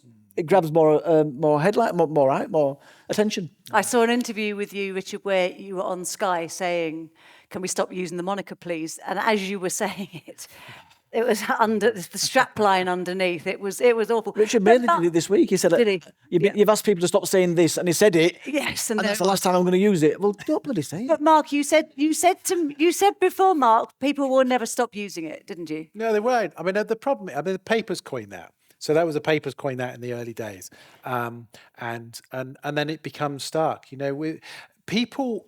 It's like people love to have a name to give to something. You know, they love to know something as something, and that's what it ends up sticking as, unfortunately. And the papers are very good at it. Do you make a commitment to not use the moniker again in any programmes that you do around Sutcliffe? Yeah, I do. Did we all hear that? Yeah, I mean, I think, listen, Richard's got a very personal view, and we have to listen to that. We have to listen to what it means to people individually. Doreen Hill, that's Jacqueline Hill's mother, 42 years ago, asked for the press to stop using that name. His name is Peter Sutcliffe, and they ignored her. And it's been ignored for 42 years. And if nobody speaks up, it'll never change. Just like that apology for West Yorkshire Police. If nobody asked for that, we wouldn't have got it. So it might take a couple of generations, but if we can start by asking the media not to call them by their monikers, well, then it might just happen one day. The media has changed. One of the things that was really good when Peter Sutcliffe died, and he died in his own piss, in the way that he was, was a disgusting death, which was great. But one of the things that was great was the police printed on the front page of his death all the pictures of his victims, not him. And I think that was really positive. You've reached, I'm sorry, I'm hijacking the questions, but you've reached a point of forgiveness, I think. Well, 2010. Yes, for Sutcliffe. Tell us about that and what that's done for you. I did some work. By the way, I used to hate the guy and wanted him dead. Okay, we plotted to kill him. Or Sonia was going to kill him, my sister, become his pen pal. For the last 3 years leading up to 2010, I worked with a forgiveness project in prisons. I'm an ex-offender myself. I was in prison in 1997 for dealing drugs. And so I would go in, as many other speakers did, to share their story and then give their opinion on forgiveness one way or another. Mine was no way. But I was exposed to other people, one of the sisters to one of Fred West's victims, and she'd found forgiveness. Anyway, I was invited. So I'd considered it and I thought, no. But one of the reasons I said no was because I thought the public's going to go mad, the family's going to go mad. But I was invited to watch Desmond Tutu speak about forgiveness. And just by chance, I went down by the Forgiveness Project in 2010, and I sat beside a woman. Her name was, I forget her first name, but her name was Mizzen. She was a high-profile story. She'd just been in the news, and her and her husband had forgiven the perpetrator of the death of her son. And then Desmond Tutu spoke about forgiveness, and his words were, you can't force, it was talking about the Truth and Reconciliation here in South Africa, and he said, you can't force a person to forgive another, but when it occurs, it has the capacity to change a situation. And I heard those words, and just the journey I've been on, meeting her, listening to the words, I can't bring my mum back. Feeling anger for the perpetrator has not served me. In fact, it's given me nightmares. So I decided in that moment, I'm letting it go. I didn't become his friend. He didn't get any cards from me, but I no longer felt anger for that man. And I've also got a bit of a spiritual side to my story, which helps me reach that place. So that's how I came to that position. Coltan, that question was for you too. The why do we mythologise? Well, I think we do the same thing with fiction stories, right? Not just true stories. So we don't tell stories about wolves. We tell stories about werewolves, right? They're larger and scarier, and we give them essentially a moniker that makes them like that. And I think that's probably where monikers for serial killers come into play as well. It does attract more attention, right? And people do remember it better. But we can decide as a society whether or not we want to continue doing that. But it is this kind of urge that humans have to take something that's threatening, make it even more threatening, so that people pay attention. I think the intentions are sometimes good, not by the media necessarily, but as humans, that intention is maybe not a bad one. But we can decide as a society whether that's something we want to do or not. We had a question up at the top here. I can't see the colour. It might be blue. Could be blue. So a bit about one of those opticians' tests. So the person on blue, please. Right. So what I was asking was for Richard as well, and it was kind of especially in the case of dramas and fictionalization. As a victim, what do you think the process should be when, these creators come to the families of the victims to ask? Because of course we've had the Dahmer series recently, and the one coming out about the Moscow murders in Idaho, and those they didn't really speak to the families beforehand, and that's created, a lot of backlash. So what do you think kind of this system of reaching out to the people who are impacted should be? I think ITV got it right. They contacted me, and right at the very start of the, not just me, others as well, who I've spoken to, and asked them to share their feelings and thoughts on the subject. And is there anything you want us to take into account? Is this accurate, etc. So I think what they did was great, changing the title so it's not triggering, and so I think that's the kind of the approach that others should make. Living up to the responsibility of the job that's being done, and really asking for opinions and informing, giving them the opportunity, your victims the opportunity. I think we have time for one last question. A very strong hand went up right in the middle there. Thank you. Hello. I think there was a question about women as victims of crime, which was asked, and the panel kind of very artfully danced around it a little bit. I was just wondering how they would feel about whether our obsession and our consumption of true crime contributes to kind of the sensationalization and sexualization of women, both as perpetrators of crime and as victims of crime, in tabloid media, as well as like podcasts that we have, which are chart-topping podcasts, and their tagline is "Stay sexy and don't get murdered." Like, how do we consume the whole spectrum of true crime without contributing to that kind of sensationalization and exploitation of women in that situation? Is there a person you'd particularly like to put that to? Anyone, everyone. Would anyone like to? Men commit crime, far more crime than women do. They commit violent crime. And I think society today has a lot to answer for. I think the upbringing of children within schools, we need to do much more about respect for women. Pornography is so readily available now, and I think we need to explain to men, young boys, what that's all about. So I think there's much more dialogue that is needed to explain to young boys how they need to respect women and how to go. And I think the violence against women is utterly unacceptable. I think the media obviously has a massive part to play in that. And what we need to do as the media is make sure that we're not, sensationalizing it. We're not making it more dangerous to women in relation to that. And I think a lot has been done. Sarah Revrard was a massive, massive thing around that. And the Commissioner of Metropolitan Police coming out and talking about, well, jump on a bus. I mean, some of the stuff that they came up after that was just utterly ridiculous. But the problem is that the large majority of violence to women is committed at home.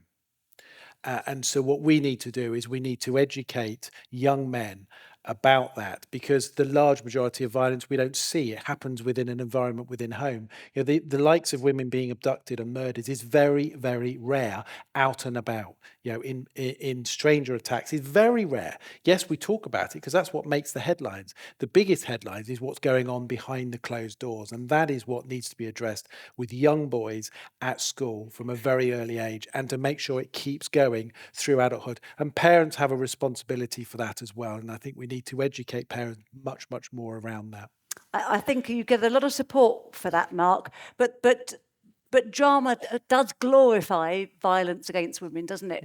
I mean, the amount of dramas that we see where there are such lingering shots on what's going to happen to this woman. That's more your world, I think, Gemma. Sorry, I'm coming to you as the only woman on the panel, but that's a particularly dramatic thing, isn't it? That we sort of kind of revel in the terrible things that I was just as I was listening to you, I was just thinking about Olivia Colman's performance in Tyrannosaur, because that's violence in the home, and just how unglorified that is. It's just shocking. And it's Eddie Marsan, isn't it, who plays her husband.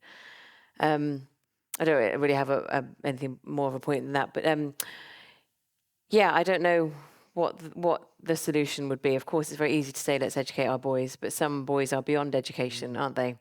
They're unreachable. Like I was listening to a podcast the other day about, there was a young girl, 15, murdered Wednesday morning in Croydon stabbed on her way to school by a boy who was known to her over a bag. And there was someone on doing a talk piece about, boys, young men with knives, and how majority of them are young black boys who just feel safer with a knife. And that comes from them as, if they're being rehabilitated or if they're being interviewed or if they're being, incarcerated or arrested, that they are coming from a place where it feels safer to have a knife than not have a knife because it's not safe at home. It's not safe. I don't feel safe without this. And I don't know how you reach that part of. It's very easy to say, let's educate our boys, but largely, how do you? And this is the question I don't have the answer for, but it would be wonderful to know how to reach that level of like where it's really, really coming from is again a little bit like Karen Matthews. It's the more unreachable areas of society that are forgotten, unfortunately, that are allowed to fall off because who was saying it was people just they won't watch it because it's not worth it. If it's about a young middle class white girl, they'll watch it, but they won't if it's that needs to change, doesn't it? Those things need to change, that we will watch it. We will, I always, and many people do now, as our generation, share when we see something on Twitter about a young black girl who's gone missing or something, because it's just such a fight for it still. So I don't have a point. It's just that there is such a forgotten part of things that we need to haul up. And I don't have an answer of how, but, Well, I suppose just to wrap up, I suppose we need to always remember that children are the responsibility of adults and responsibility of society. So we have had a situation of a terrible, tragic stabbing this week by one child to another child. But they're both children, aren't they? And they are both products of the society they live in and the responsibilities of adults towards them. So I suppose what we should all be doing is ensuring that all children are given the support and the nurturing they need and aren't let down. Perhaps if we do more of that, perhaps we'll have less horrible incidents. But it's easy. Maybe. I think my job finally is to thank all of you for being such a fantastic audience and to thank our panel for being here. Thank you. Well done, guys. Well done. Well done, thank you. Welcome to LIFITV. This is our after show, if you like. I'm Peg Alexander, and it's fantastic to be in conversation with all three of you straight away after the event. It's been a fantastic event. Let me start off with you, Louise, as the host of the event. What thoughts are going through your mind now? What are you thinking about from the event? I'm thinking how great the audience was, really. I mean, panelists also absolutely brilliant. And it was wonderful. Actually, just to start with the panel, I thought it was really fantastic having the variety of people that were there.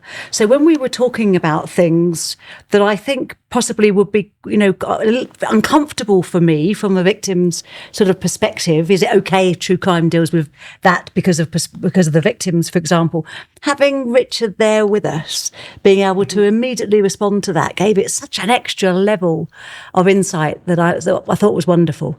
But I also thought that the audience was just so engaged and so interested and so responsible about what we like, what we watch and what we enjoy and how it should be done. And I thought their reactions to things we were discussing, such as why is there no memorial to the victims of Sutcliffe? I thought that the reactions to those sorts of points were really humane. There was a few gasps at various things people said. I mean, I was sitting at the back of the audience and everyone was really engaged. Everyone was absolutely focused. And as you say, that was one of the things that people were really shocked at. And I think there were a lot of people in there, particularly people from Leeds, like myself. I actually grew up in the city and I lived through Peter Sutcliffe. So that all felt very real to me. I think when Richard said that, we were all like, absolutely, why is there not a memorial already to the women? Yeah, I agree. And I think that the public has a very good handle on all these sorts of things. It's just often that the public doesn't really know.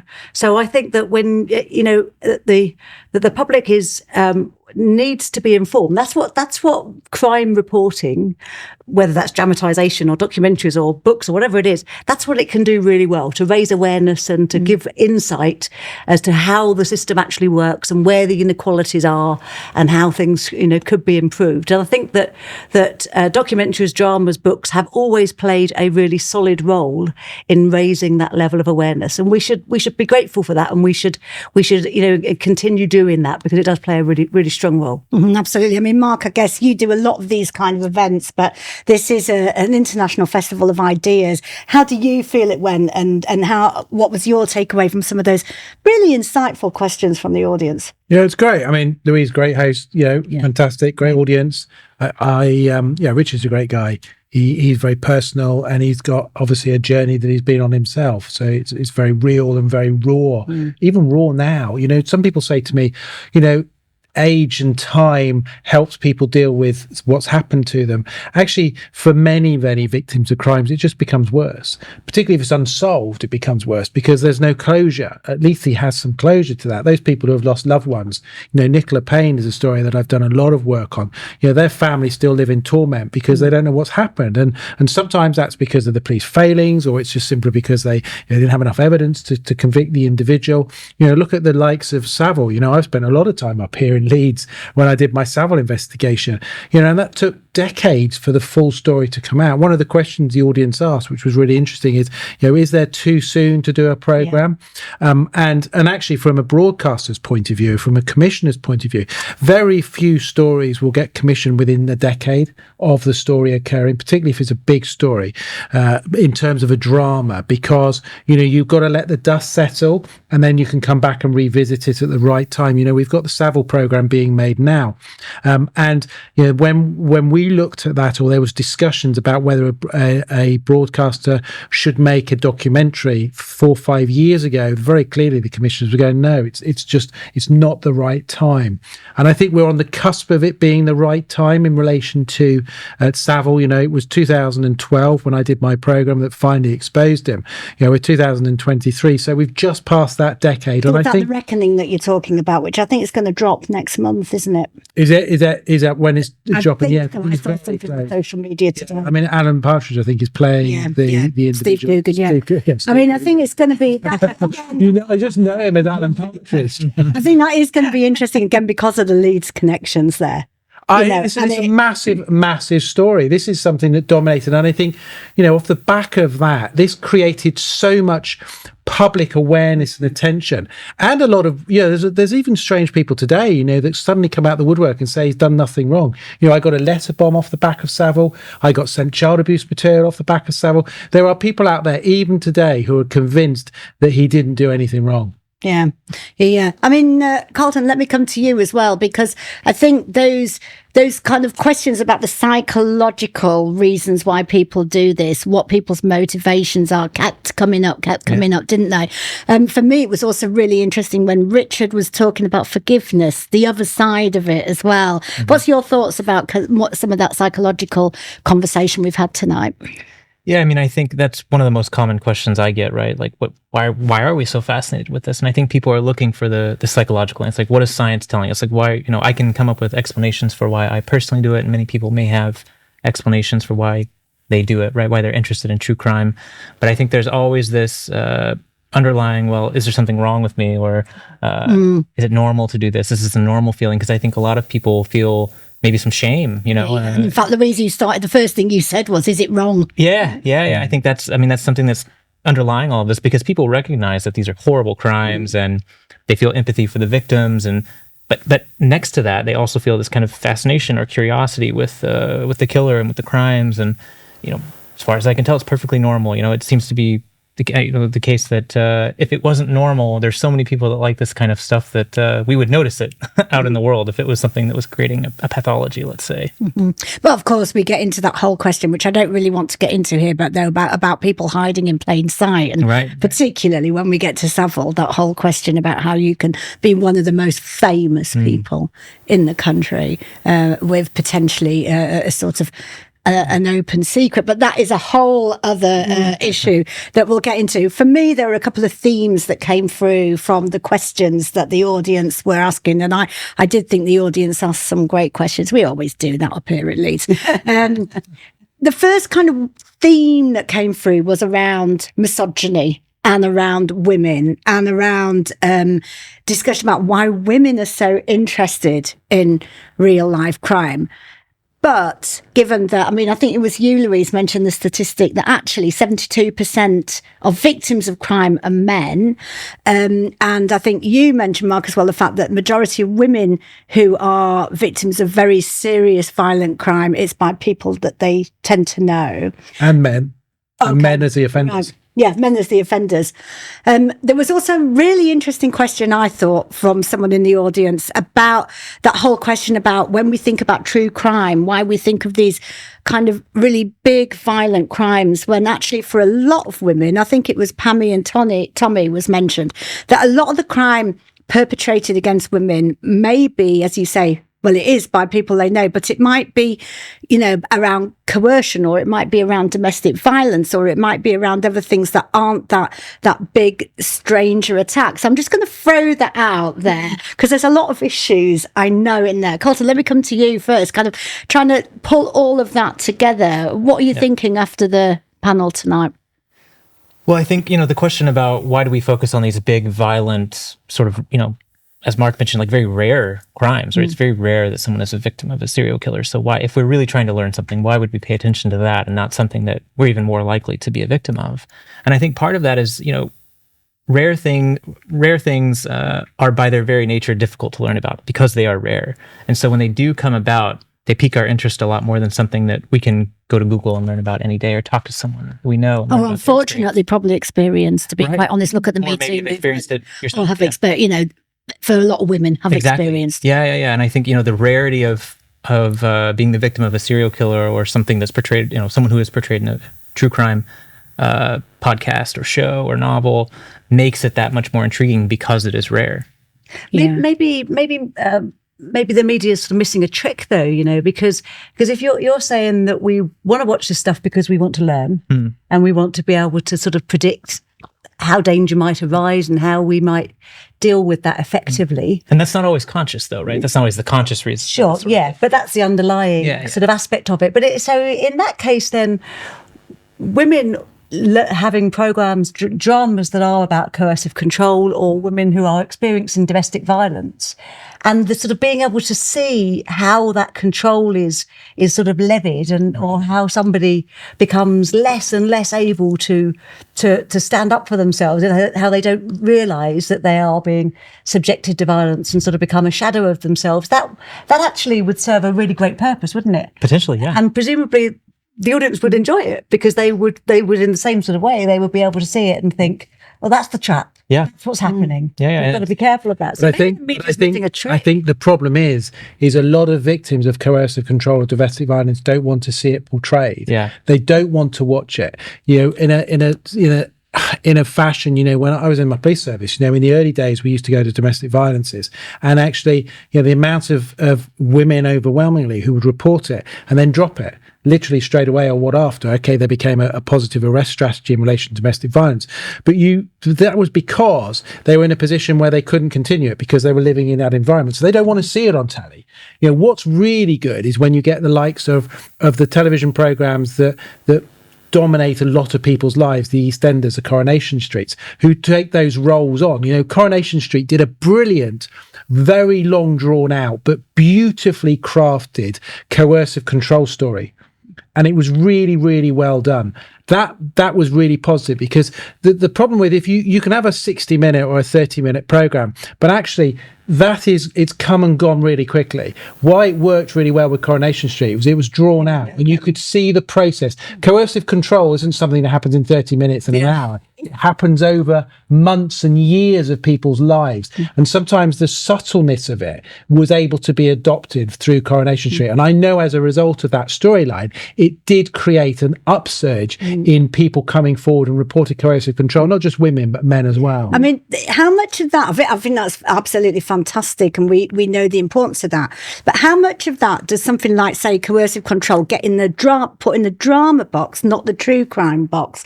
Because we don't really think of it as crime. Well, there's drama too about true crime, isn't there? So just because it's drama doesn't mean to say it's not about true crime. You know, we've still got those. It's true crime is still reflected within dramas. But we think of fraud definitely as true crime, don't we? Do we think of that?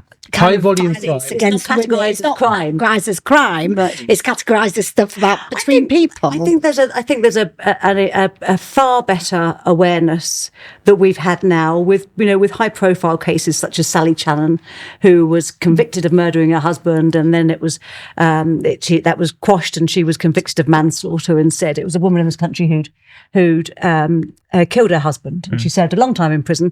But I think the police force that investigated you might have been. Were you involved with that, Mark? No, wasn't it? Yeah, that was Sorry. I mean, the thing is, high volume crime is not interesting because the public. It's something that people adopt in their life all the time. They're probably more likely to come to it.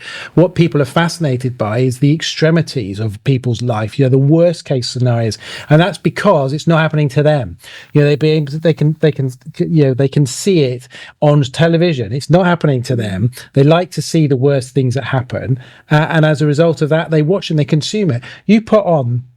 I've been to commissioners many times about really high profile, really high impact stuff that we should be talking about: domestic violence, coercive control, some of the other stuff. And it's not sexy. It's not sexy. And therefore, very often it doesn't make itself either into papers or onto screen. And that's interesting because somebody else in the questions, didn't they? They raised the whole question right at the very end of sexualisation of women and why we do that. I think it's something I feel really quite sort of conflicted on, I think, as a woman.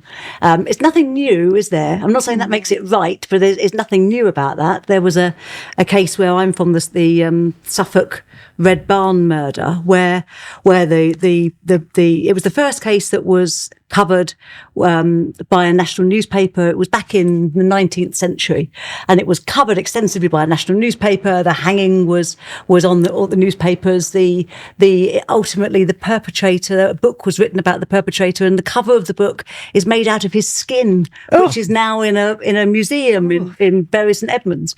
There was a lot about that case which was sensationalised. What happened to her was sensationalised. What happened to him was sensationalised. So there's nothing new about any of that, but I do find it I find it particularly difficult in those sorts of dramas, actually, which probably aren't true crime. They are just pure dramatisation of crimes. They are with the kind of the stranger stalking serial killer type thing.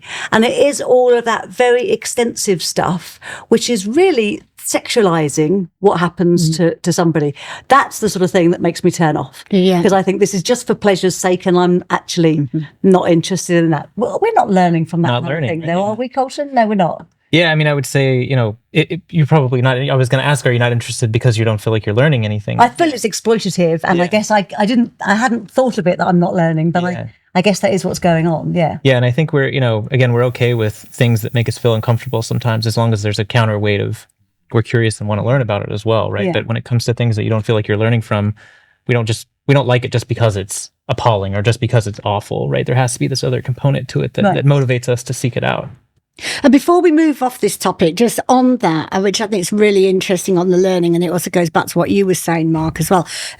For the event, we had the crime writer, I think from Sky News, wrote that piece saying that part of, they think, why women are so interested is we have to understand predators. We have to, and I know you've written about that, Coltan, as well. That part of it is us understanding men, if you like. Yeah, I think as I mentioned, there aren't many studies on this, but one that I can think of looked at, this was probably a decade ago that this was published, but looked at what men and women enjoyed most when they were reading or listening to true crime. And one of the things that came out on the top was when they described in detail how the woman escaped. Like specifically, how did she escape? That was something that a lot of women found really interesting and they enjoyed the most from the story, right? And the idea is that it's teaching them something really important. And again, it's not always conscious, right? You don't always go into these thinking, well, I might learn something. It's often more of a subconscious kind of thing. Yeah.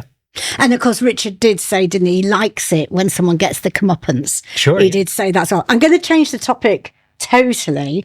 I'm going to bring it back to yourself, Mark, because one of the other conversations that came up in various different ways was around modern policing and around tech and DNA, and whether Peter Sutcliffe would be able to have such a long reign of terror, if that's the right phrase to use these days, or whether police would have caught him much more quickly. And that was quite an interesting discussion that we were talking there, because we were talking about the fact that you were saying there is still a lot of serial killers out there that haven't been caught. But had that happened now, he would have got caught much more quickly. Yeah, I mean, technology changes everything, both in terms of policing and also for the offenders. You know, social media is massively different now. Offenders would be outed now compared to when in those days, years and years ago. So people will put this out there and say, this person's done this person's done that. Technology has made it so much easier for the police. Sutcliffe was interviewed 9 times before he was finally caught. You know, their technology was based on a carousel system rather than a computer index system. So this whole thing, and there wasn't communication between the police forces. You know, Manchester and Leeds, they're not far apart. National database. No, I mean, with, you know, 3,000, almost 3,000 unsolved murders in England and Wales, and those are just the ones categorised as unsolved murders, so not missing people that could be murdered. You know, there's no national database that links those up, so there's nobody that looks at it and goes, is there a similarity between those crimes? That's shocking in today's society, and what ends up happening is they become the unforgotten. Those 3,000 people, you know, large majority of those will never be solved because they happened a long time ago. Police may have done a review, there's not enough evidence. The police struggle to deal with murders that are happening today, so they haven't got the resources, although police forces have put in, you know, historic murder case teams, so they have started to look at some of those cases, and they've had some really good results by using DNA. I mean, DNA now, you can't even see DNA now. Go back to the 60s and 70s, and in the 80s when DNA was started, it was a full A4 piece of paper for DNA. So technology has moved on massively. You know, our social environment has changed, CCTV, technology, tracking of phones, internet history, all of those things. Yes, of course, it helps the police. Potentially offenders as well can use it. But yeah, we're in a completely different world in policing today than we were back in the 1980s. And given your work, Louise, on just on people who have been wrongly accused, how is that tech helping? Is it meaning that less people are getting wrongly accused? Well, I'd like to say, I hope so, but I think where I still see that we've got a real problem is around the way that evidence is stored. I've done a lot of research over about the past 6 years about police evidence stores, and you know a lot of stuff is gathered, and a lot of it goes missing, is the bottom line, and that's through all sorts of difficulties with police evidence stores. But I recently asked a series of freedom of information requests and found out that in an average year, just over 7,000 crimes aren't prosecuted because evidence is lost. Last year, that included 16 homicides. I mean, that's a crazy high figure of cases where the police have got enough evidence for it to go to the Crown Prosecution Service, and they know who it is they want to charge, but the cases are then dropped, they're abandoned. That's 16 families that then don't get justice because evidence is lost, and that is a huge issue within police forces around the evidence stores they have, the software they've got to use them, and that also, of course, impacts on people who say they're wrongly convicted in prison, want to use the latest DNA technology or whatever it might be to just prove it one way or the other, objectively let science tell us, and they can't because the evidence has been lost or contaminated or whatever. So there needs to be much greater awareness and resources pumped into those evidence. Yeah, so it's obviously it's not as sorted as we think it is. We've come to the end of our after the show party. Has it been riotous? I've had my bubbles. You've had your bubbles. It's been great to carry on the conversation. I know we could carry it on for a long time, but can I thank you all for coming to Leeds, for being part of this panel, and for being part of this fantastic discussion here at the Leeds International Festival of Ideas. Of course, this festival is all about us thinking about things, going away, looking at the world in a different way after hearing the panels. And my guess is that everybody who was in there tonight is really going to go away thinking about lots of different aspects of this. And thank you for everything that you said that's opened our minds. Thank you very much. Thank you.